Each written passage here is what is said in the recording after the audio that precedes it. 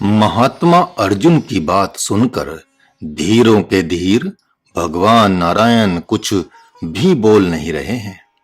अति गंभीर बने हुए हैं तथा हृदय में हंस रहे हैं, किंतु महात्मा अर्जुन के मन को शांति नहीं मिल रही है। अतः वे पुनः अहंकार का दोष बताने लगते हैं। यही अहंकार संपूर्ण जगत को नचाते हुए जन्म जन्म तक भ्रम में डाले रहता है। इसी कारण अनेक मानसिक रोग होते रहते हैं तथा महामोह का विस्तार होता है। जिस प्रकार मृगों को पकड़ने के लिए भीलनी जाल बिछाती है, उसी प्रकार हमें युद्ध रूपी जाल में फंसाने के लिए माया गीत गा रही है, जो हमें स्वर्ग का प्रलोभन देकर एक एक कर सबको खा जाएगी।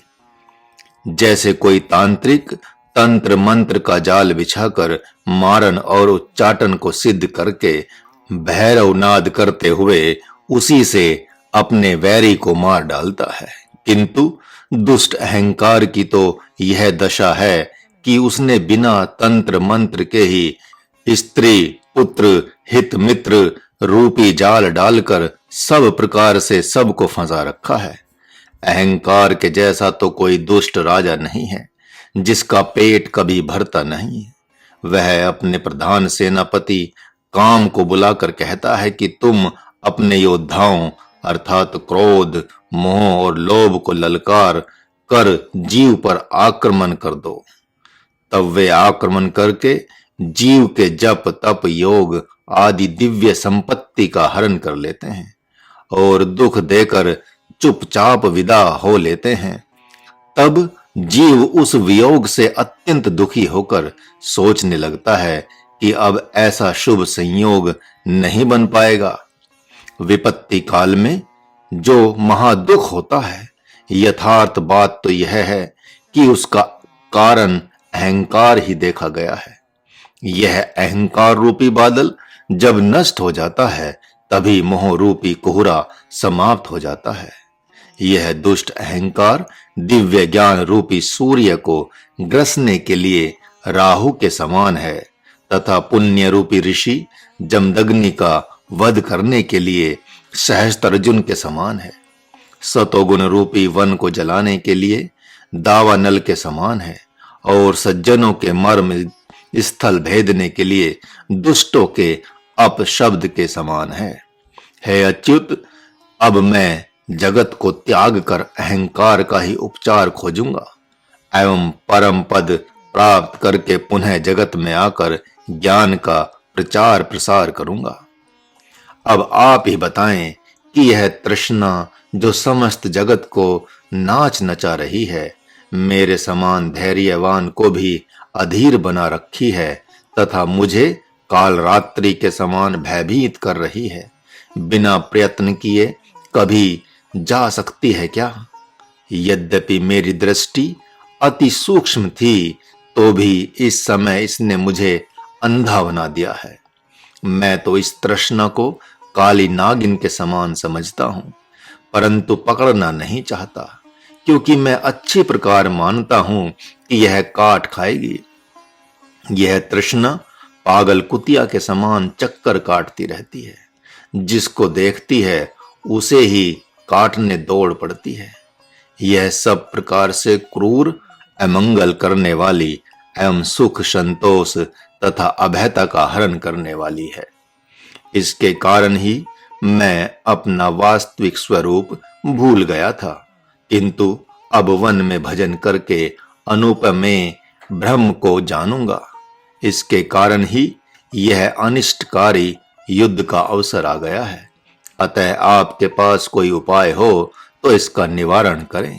हे मधुसूदन, मैं तो समझता हूं चाहे कोई कितना ही धीर वीर एवं परम प्रवीण राजा क्यों न हो, यह तृष्णा थोड़े ही समय में उसको भी दीनहीन भिखारी बना देती है। मैं तो इस युद्ध में कुछ भी स्वार्थ सिद्ध नहीं देख रहा हूं, अपितु इसके कारण तो मेरा परमार्थ ही नष्ट हो जाएगा। इस युद्ध में 4-5 ही गिनती के लोग हैं जिनके कारण ऐसा दुर्योग बना हुआ है। अन्य लोगों का तो मुझे कुछ दोष ही नहीं दिखाई दे रहा है जिन्हें मारकर मैं अपना क्रोध शांत करूं। यदि मैं इन्हें मारता हूं तो मेरे समान कोई कृतघ्न नहीं होगा। परिणाम होगा कि मेरा यह पश्चाताप कभी नहीं जा सकता।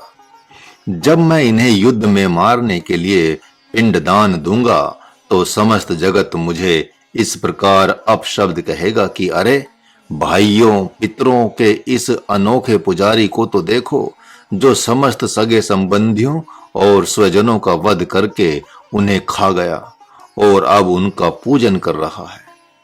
ऐसा कौन पितर होगा जो इसके हाथ का पिंडदान स्वीकार करेगा। इस प्रकार सभी छी छी करके माथा पीटेंगे कि इस पापी का क्या विश्वास जिसके मन में तनिक भी दया धर्म नहीं है। तब सभी पितर मिलकर मुझ पापी को भयंकर शाप देंगे कि जन्म जन्मांतरों के भूत प्रेत बने रहो, जिससे कि अब कभी दर्प नहीं कर पाओगे। हे मुरलीधर, आप भी इस प्रकार का संग्राम नहीं चाहते हैं, तभी तो जरासंध द्वारा बारंबार आक्रमण करने पर द्वारका धाम जा बसे। किंतु हे मुरारे, इस युद्ध को आप क्यों चाहते हैं? हे अगारी, मुझे अब संशय हो रहा है। हे प्रभु, आप जो चाहते हैं सबको वही करना होता है, अन्यथा जो ऐसा नहीं करता उसकी मृत्यु अवश्यंभावी है। अतः इन 2-4 लोगों दुर्योधन, शकुनी, अश्वत्थामा, कर्ण आदि को थोड़ा बहुत दंड देकर औरों पर अब कृपा करें। हे माधव, आप तो सभी को मनाना जानते हैं कि दुर्योधन आपके लिए किस गिनती में है। ऐसी मेरी प्रार्थना है कि अब आप सभी पर कृपा करें और अपनी शरणागत वत्सलता की प्रतिज्ञा को याद करें। मरे हुए को मारने से महापाप ही लगता है, जो लंबे काल तक हृदय को जलाता रहता है। अरे, ऐसा कौन सा शास्त्र कहता है कि कोई स्वजनों का वध करके अति संतुष्ट हो सकता है? इसी कारण बड़े भैया बलराम तीर्थ यात्रा के लिए निकल गए और आप हमें युद्ध करने को कह रहे हैं। क्या मन को इससे शांति मिल जाएगी? यदि हम भी इन्हीं लोगों के समान मूर्खतापूर्ण व्यवहार करें तो हम में और इनमें क्या अंतर रह जाएगा? अब तक का इतिहास तो यही कहता है कि असुर ही परस्पर एक दूसरे को घोर दुख देते आए हैं। असुरों में ही कामिनी और कंचन के कारण पुत्र पिता एवं भाइयों में लड़ाइयां हुई हैं। ऐसा स्मरण करके मन में अत्यंत संकोच हो रहा है और यही संकोच इस युद्ध को करने में बाधा बन रहा है। अतः युद्ध करने में मेरी रुचि नहीं है। कुछ तो ऐसा कहेंगे कि पांडव बड़े ही त्यागी पुरुष थे, किंतु आज राजपद के लोभी हो गए, और कुछ लोग यह भी कहेंगे कि पांडव तो युद्ध चाहते ही नहीं थे। यह सब तो मधुसूदन की करनी है। अतः इस कलंक से बचने के लिए आप ही कोई ऐसी युक्ति निकालें जिससे हम पाप के भागी न बने। सभी इस कलंक को हमारे ही माथे मढ़कर बहुत काल तक इस गाथा को गाते रहेंगे। जगत में इससे घृणित मृत्यु क्या होगी? हम अपनी संपूर्ण कीर्ति खोकर अब युद्ध करने जा रहे हैं। अब तक मैंने कुछ भी पाप नहीं किया है, अपितु धर्म पूर्वक जीवन जीता रहा, किंतु अब यदि यह युद्ध किया तो कुल के साथ साथ धर्म का नाश भी हो जाएगा। इससे तो अच्छा है कि वन में धूनी रमाकर दिन रात एकमात्र भगवान का ही गुणानुवाद करूं। इस प्रकार महात्मा अर्जुन अत्यंत विलाप करते हुए दुख प्रकट कर रहे हैं। उनका तन मन अवां की भांति धधक रहा है। तो भी अंतर्यामी भगवान मौन साधे रहे और उन्हें आश्चर्यचकित होकर देखते रहे। महात्मा अर्जुन पुनः कह रहे हैं कि राजा तो अपने पुत्र को राज्य के नीति नियमों को बताते हुए राज्य सौंपकर जंगल में चले ही जाते हैं। अंत काल में भगवान को चित्त समर्पित कर पुनरागमन को प्राप्त नहीं होते तथा अतिशय श्रेष्ठ अनामय ब्रह्म पद को प्राप्त कर लेते हैं। उनका गुणगान देवता, मनुष्य, ऋषिगण, राज्य तथा परिवार के लोग एवं समस्त पितर जगत का कल्याण समझकर करते रहते हैं। अब ऐसा ही जीवन मुझे प्रिय लग रहा है। यह मैं नहीं कह रहा हूं, अपितु समस्त शास्त्र भी ऐसा ही कहते हैं। इसलिए उन्हीं महापुरुषों के मार्ग पर चलते हुए वन में जाकर योग, यज्ञ, तप का संपादन करके भगवत प्राप्ति करूंगा। दुर्योधन को राजपद पर अभिषिक्त कर दूंगा, जो सभी को अति प्रिय लगेगा।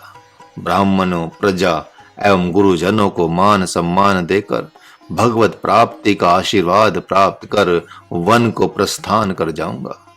भक्तों की रक्षा करने वाले भगवान उनकी बातों को सुनकर मन में मुस्कुरा रहे हैं और कह रहे हैं कि हे तात, तुम केवल अपनी बात करो।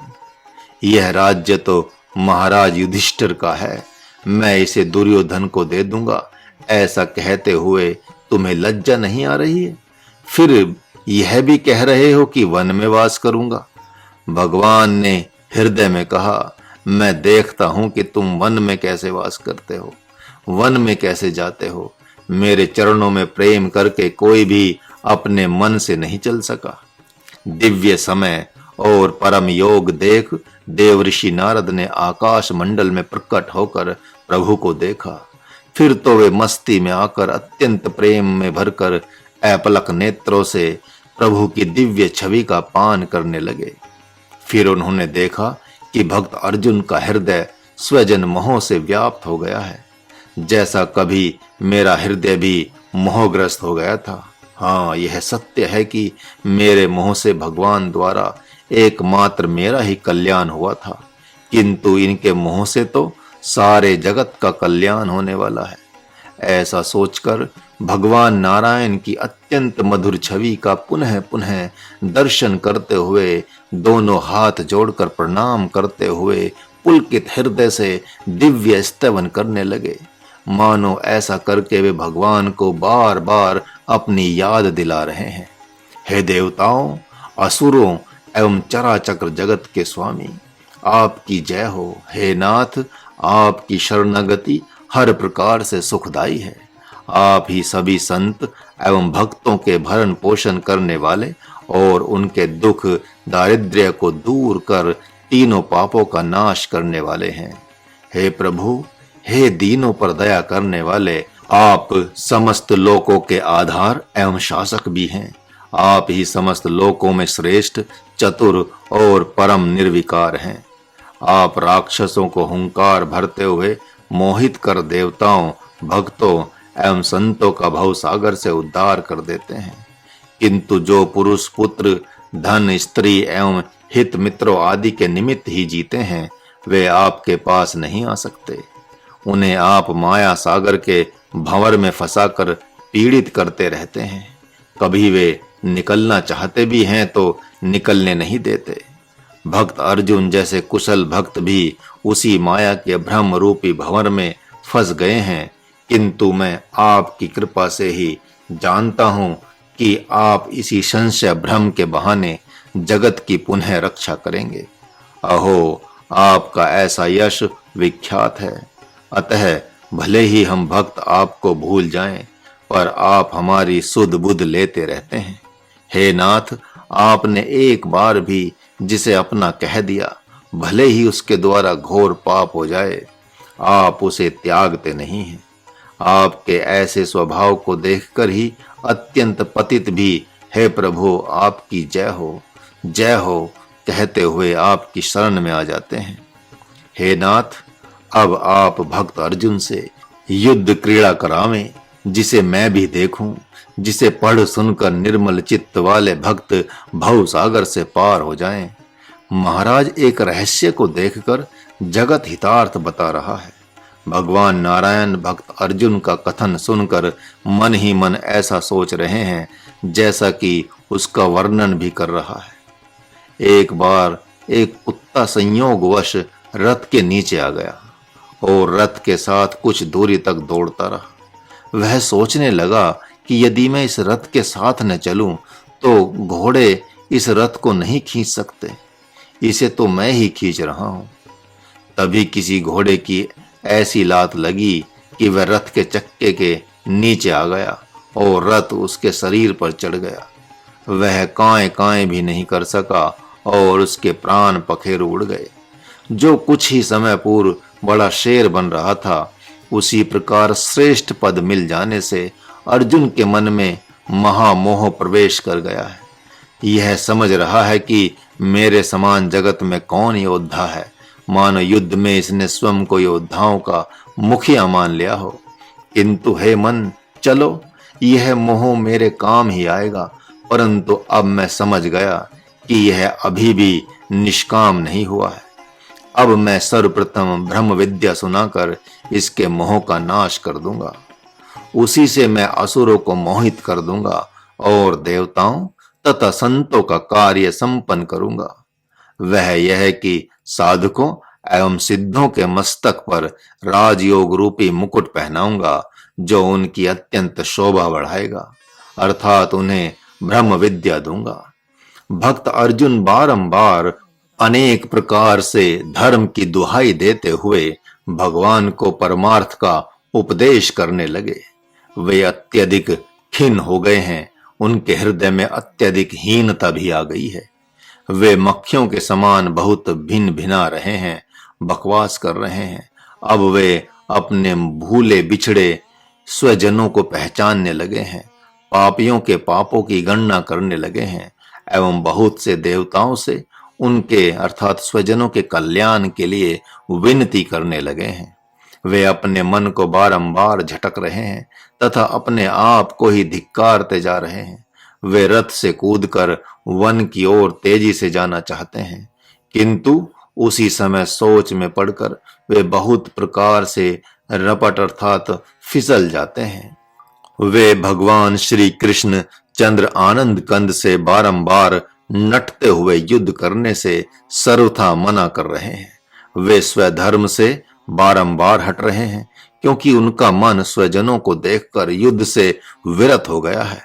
इस प्रकार वे महाअज्ञानी के समान क्षुब्ध मन से युद्ध नहीं करूंगा ऐसा कहकर भगवान के विरुद्ध हो गए हैं। जैसे कोई साधक योग सिद्धि के मार्ग में विघ्न आने पर इस प्रकार कहता हो कि मैं तो असिद्ध हो गया, अब साधना मेरे वश की बात नहीं। इस प्रकार महात्मा अर्जुन बहुत प्रकार से आलाप प्रलाप करते हुए भगवान के ही प्रति धर्मोपदेश करने लगे।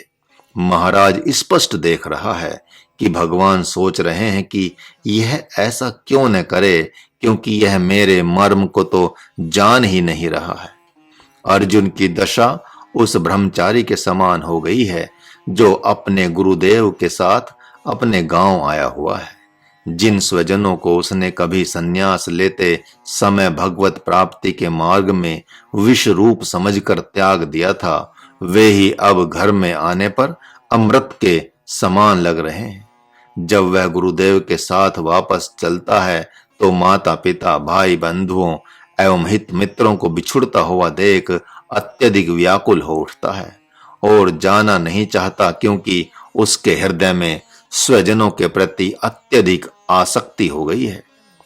तब वह गुरु को ही ब्रह्म विद्या सुनाकर अति उपदेश देने लगता है कि गुरुदेव, सभी ब्रह्म हैं तो ये स्वजन जीव कैसे हो सकते हैं।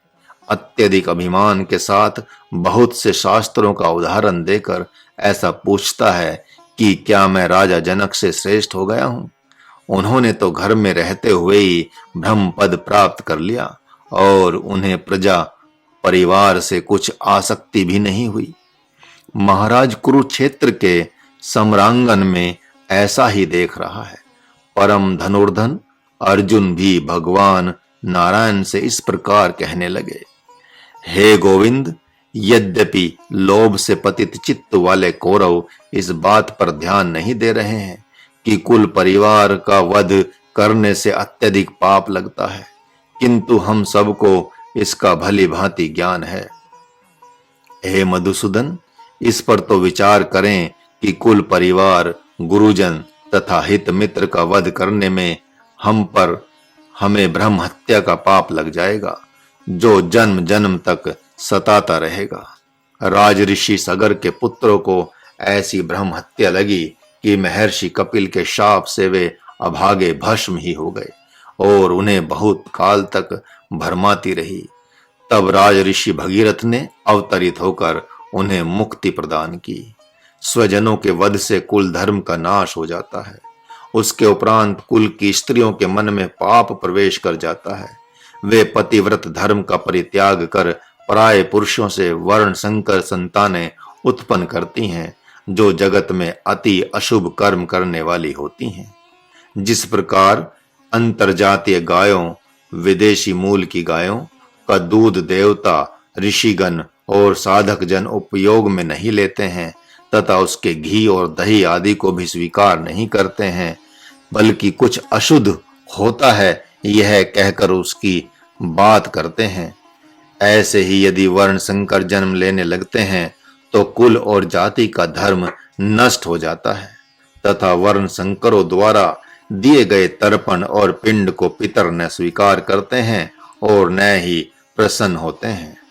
इस प्रकार तर्पण एवं पिंडदान की क्रिया ही लुप्त हो जाती है, जिससे पितरगण अधोगति को प्राप्त हो जाते हैं। इससे हमारा क्या स्वार्थ सिद्ध हो जाएगा, जब कुल के सारे पितर नष्ट ही हो जाएंगे। जब कोई किसी पर क्रोध होता है तो कहता है कि अरे भाई, यह दोगली जाति का है। जगत में वर्ण संकर का कभी भी सम्मान नहीं होता, अपितु लोग उसे देखकर नाक सिकोड़ते हुए मुंह फेर लेते हैं। जगत में हम ही इनके उत्पादक बनेंगे, जो धर्म का त्याग कर सभी को सताते फिरेंगे। हे कृष्ण, इस युद्ध से मुझे कुछ भी लाभ प्रतीत नहीं हो रहा है, अपितु हानि ही दिखाई पड़ रही है। स्वजनों के वध से मेरी दुर्गति ही होगी, ऐसा मानता हूं।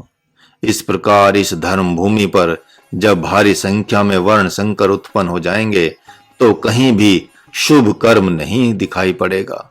वे जप तप योग नहीं करने देंगे, जिससे आर्य भूमि विकल हो उठेगी। वे मन कल्पित मन घड़त धर्म का ही प्रचार करेंगे तथा शास्त्र पुराण एवं वेदों के व्यवहार का लोप कर देंगे। हे भय नाशक प्रभु, हे माधव, फिर आप ही बताएं कि यह युद्ध हम किस कारण से करें। लोग हमें कहेंगे कि ये गुरु, पितामह, पुत्र, ब्राह्मण, स्वामी एवं हित मित्र तथा समस्त जगत का वध करने वाले हैं। इस कारण मैं युद्ध नहीं करूंगा, भले ही इनके हाथों मारा जाऊं। इस प्रकार हृदय को विदीर्ण कर देने वाले उनके ये कथन महाराज के अनुसार अहिंसा और तितिक्षा आदि कठिन व्रतों को धारण करने वाले संत के ही व्यवहार हैं। भगवान मन ही मन उनकी सराहना कर रहे हैं कि जगत में ऐसा कौन क्षमाशील होगा।